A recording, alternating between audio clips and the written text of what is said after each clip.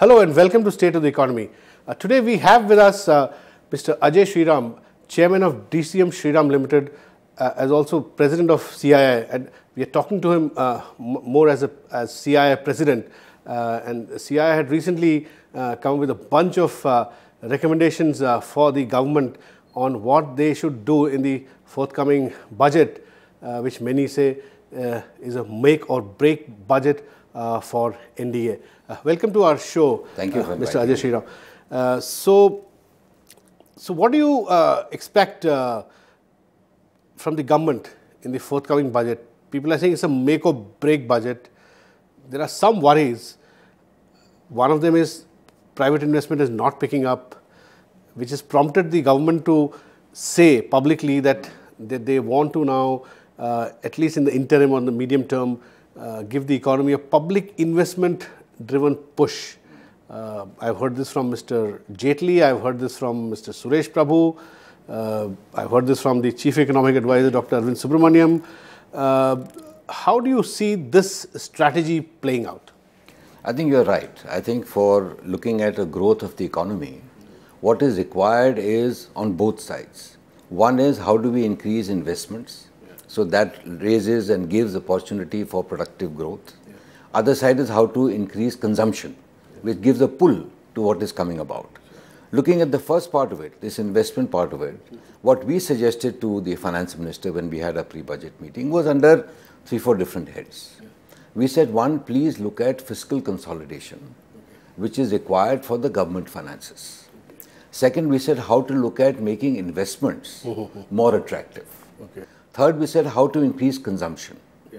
Fourth, we said how to actually get manufacturing given a push, because we do feel manufacturing is a must. That includes ease of doing business. And the fifth actually was ease of doing business. It somehow dovetails into all of these. And the sixth was agriculture. We sort of covered this full gamut. The whole spectrum. The whole spectrum, because it was a full discussion on the pre-budget areas covering the entire economy. Sure.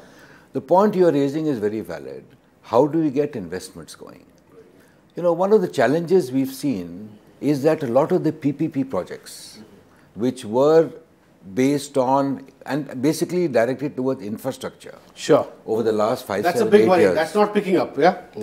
That is somehow the PPP model is not working well or has not worked well.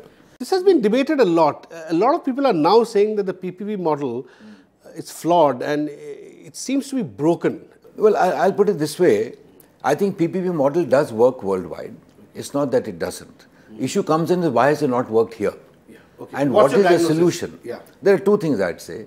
One is, if you recollect in the last budget, the finance minister talked about 3P India, which was to analyze and see what is to be done on the PPP model. So I think they would have done some study and come out with some ideas how it can work. Second, and I think that's important, is that there must be a proper user pay system to get PPP models financially viable. One can't work on having a PPP model and then saying you can't charge X and you can't charge Y. Third, I'd say even in a PPP model, by the time you actually give your quote to the time you look at actual investments, there has been a change. It can take 2 years, 3 years, 5 years based on clearances, etc.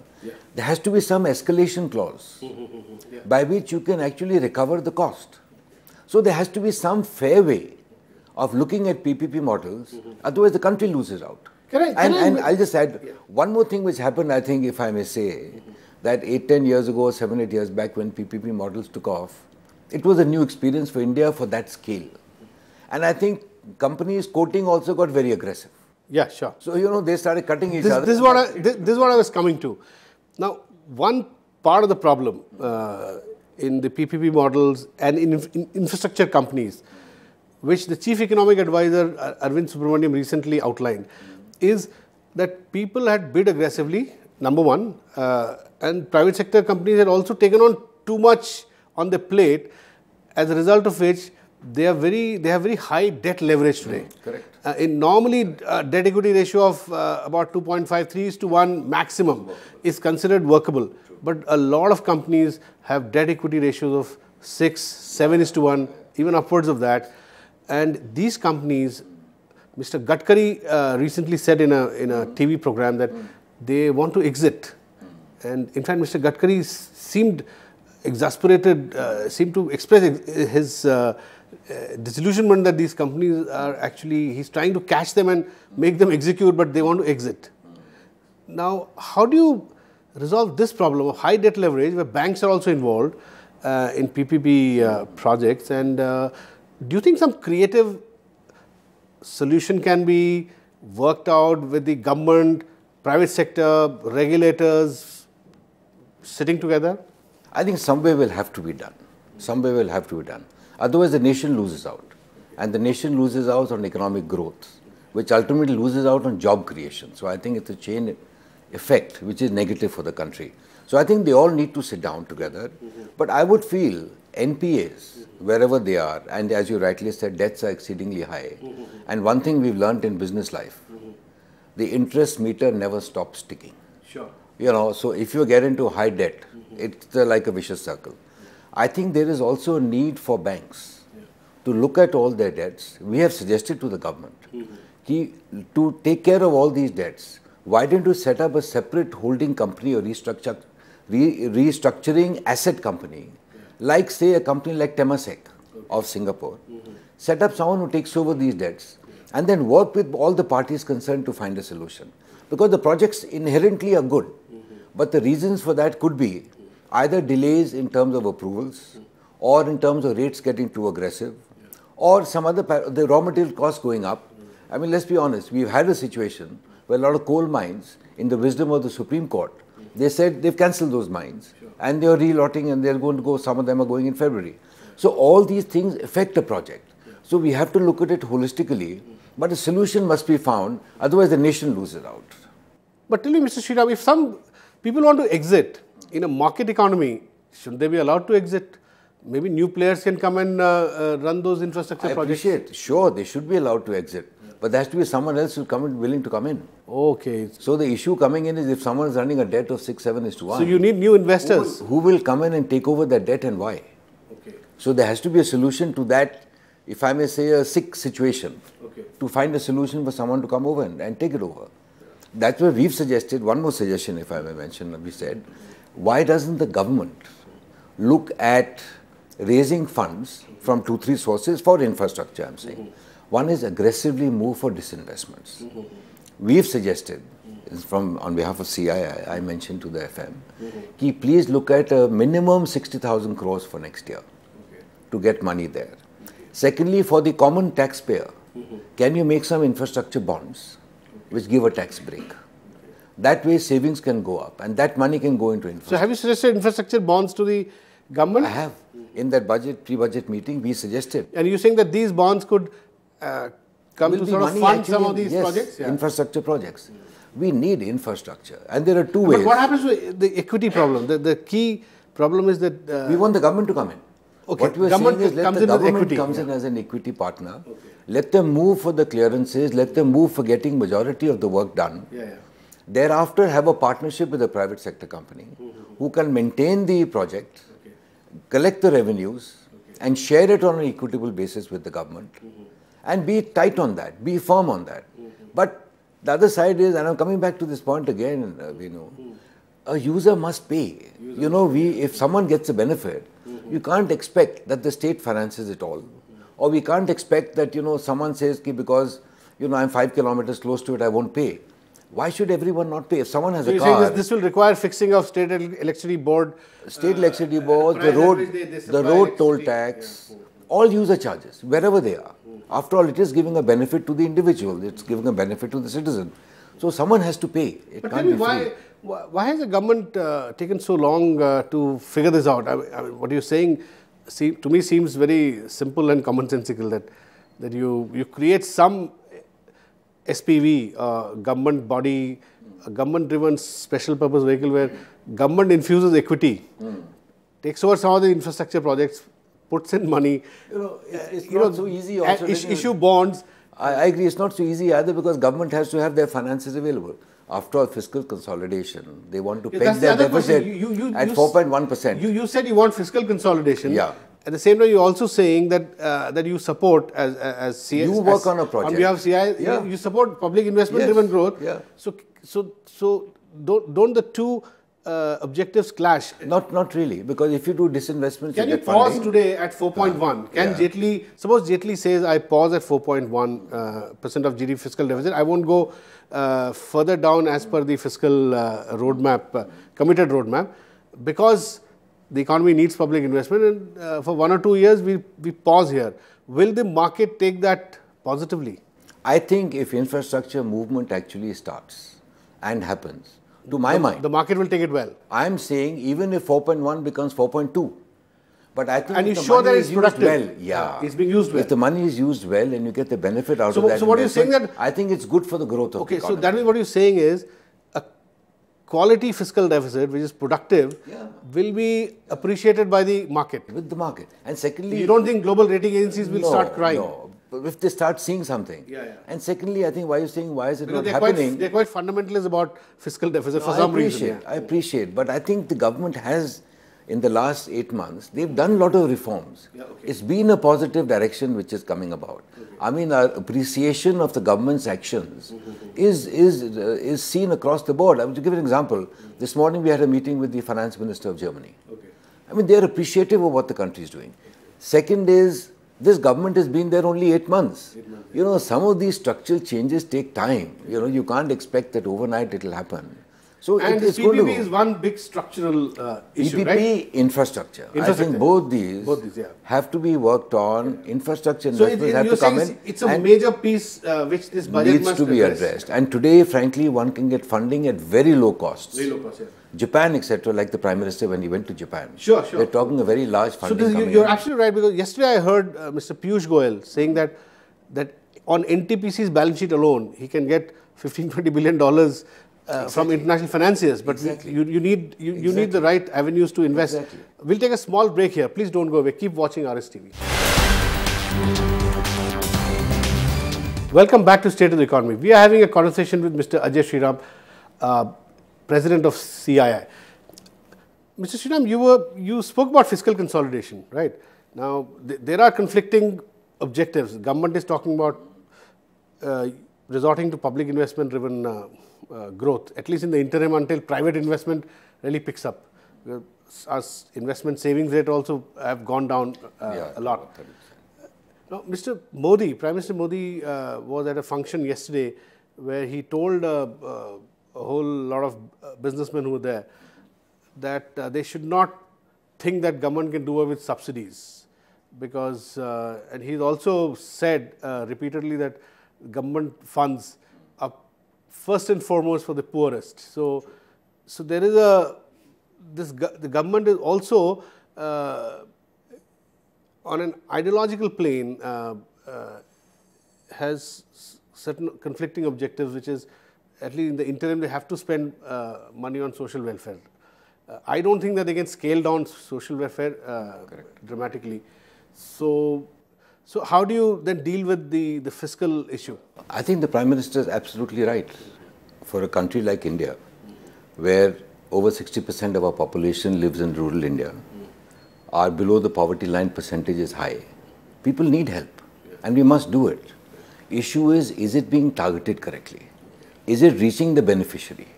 I think that is the challenge. I'll give you 1 or 2 examples which I've heard. Let's take the kerosene subsidy. The kerosene subsidy for the country comes to about 30,000 crores. I've spoken to government people. They are estimating the theft could be between 40 to 50%, which means 10, 12, 15,000 crores worth of kerosene at subsidized prices is going to the wrong people. So I think the approach of the government, like they've started now with LPG, they're saying LPG now, they want 100% subsidy on LPG to be done by direct transfer to the bank account of the individuals. They get the money and they will buy it at full price for 6 cylinders or 9 cylinders a year, whatever the quota is, from the supplier.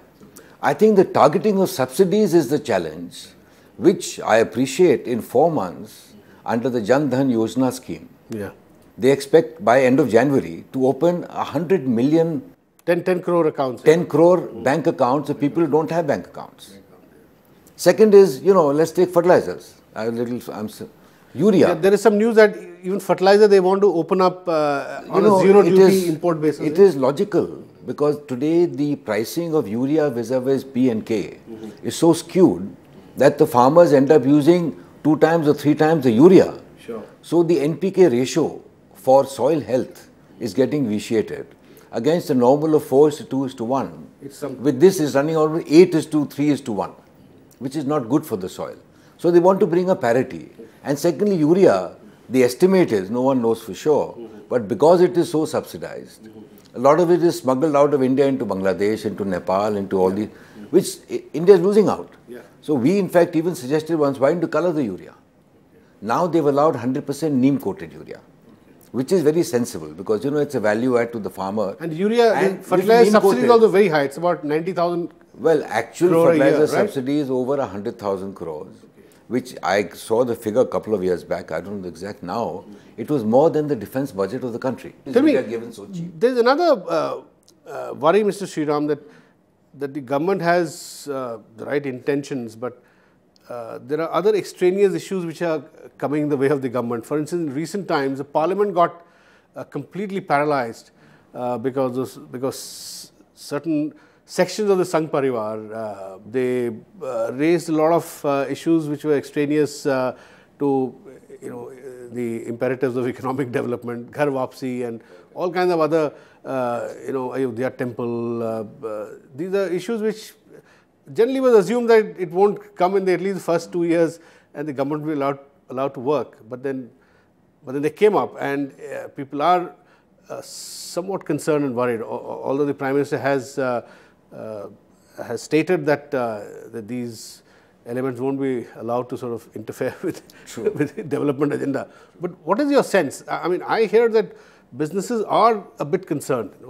Well, I mean, investors, global investors also. I'm not too sure of that because I think the determination of the government to get results is very clear.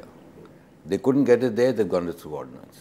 And we support that. Many columnists and analysts who were supporting this government maybe so. have also mentioned it in their write-ups. I appreciate.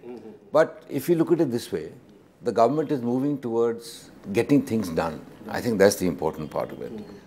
I don't personally, and in CII I can say that, we've not, when we interact with the government, anywhere seen that these political elements are affecting the economic decision making. I don't see that.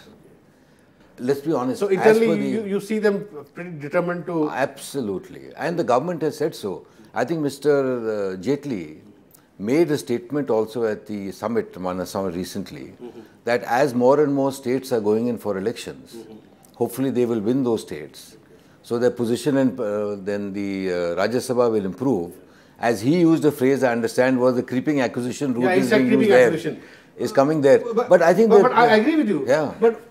But what now? The creeping acquisition to show results will take some time. It will be not before June 2016, when the Rajya Sabha. No, but they've already said that they are willing to call a joint house. No, I know, but joint house. Do you think a lot of investors are saying that so many ordinances, whether they will be, the government will be able to digest it, in Parliament will be able to digest it. But if they have a majority through a joint Houses of Parliament vote, or they move through ordinance, and the law is that they move through ordinance, let's take insurance, that they've allowed up to 59% through an ordinance.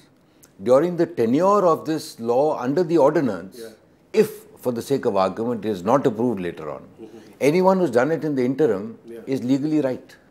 That is true. So there is no issue. No, what I'm saying is that joint session is a bit procedurally somewhat problematic, because if Rajya Sabha doesn't take up these ordinance at all, and if there's disruption in Rajya Sabha, there's protest, which we are likely to expect, then it takes 6 months for it to be brought again. So now, do we have the luxury of 6 months? Well, one is in 6 months. When the ordinance is there, it is the law. So the implementation is not a hassle then. It is going to be approval thereafter. So where the government hopes that through either joint house or through their floor management, they will get approval of some of these laws. So you're saying that businesses are comfortable with this series of ordinances? Absolutely. We appreciate. In fact, to us, it shows the determination of the government to move ahead with economic reforms. Well, I think, frankly, we've said this in CII also, and we've spoken to the government also. But doesn't it sort of, in the longer run, mess with the democratic process at a political level? That's also a view coming from some businesses. I appreciate. It's not the ideal, but if you can't get any other way, let's move ahead. I think it's desirable to move ahead to get things going. The country needs it. I mean, let's look at it very logically. And I'll put another way just to show a comparison. After all, if you look at the will of the people, or what the people want, they have given the BJP an absolute majority in the lower house of parliament. So the will of the people is very clear. Very clear. So there is some other game going on. Now let that thing sort out at the political level. But as far as the people are concerned, and as far as the government determination is concerned, we are happy to see that they are going after results. Because ultimately, at the end of the day, the need for the country is policy, and after policy, implementation.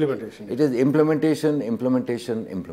That is what gets the results. Absolutely, Now, one last question. Now, there are global headwinds today. The way oil prices have crashed, in the manner in which they've crashed, there is a fear around the world that this is creating a lot of wealth destruction. Some people say it might even negatively impact the shale gas big revolution happening in the US through heavy investments, which is what is largely driving US growth, we are told. And a lot of analysts are saying that the world is running at about 2.4% GDP growth. And if it comes down because of Europe or China slowing, then world growth may dip below 2%, which technically is a recession. Now, do you think that would be a concern if that happens in 2015? How do you think? Well, should India respond? It is. I think the oil price reduction from $110 or so coming down to $47, $48 is such a quick fall is unusual.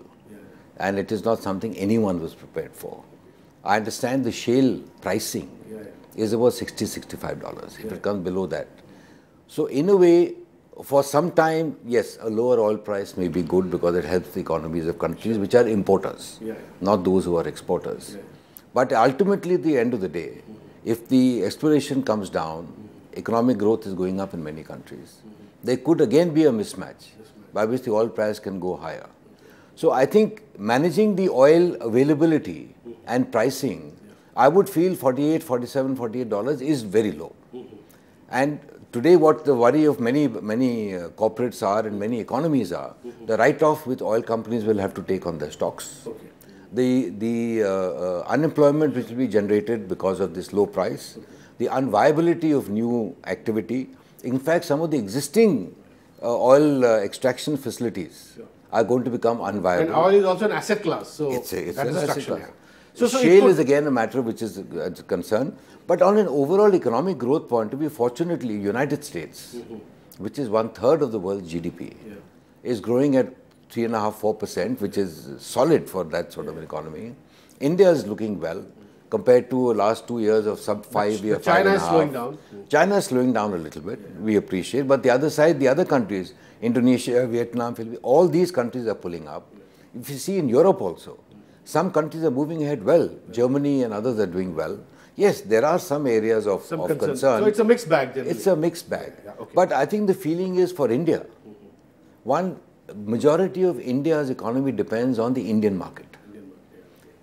The issue of increasing consumption in the Indian market is what becomes a priority for the government and for industry. So you're saying that we can still make a domestically driven story happen? Yeah, it will impact, but not so much. Thank you very much for talking to us, Mr. Ajay Shriram. Thank you very much for inviting me. That's all we have in this edition of State of the Economy. We'll be back with you next week. Thanks for watching.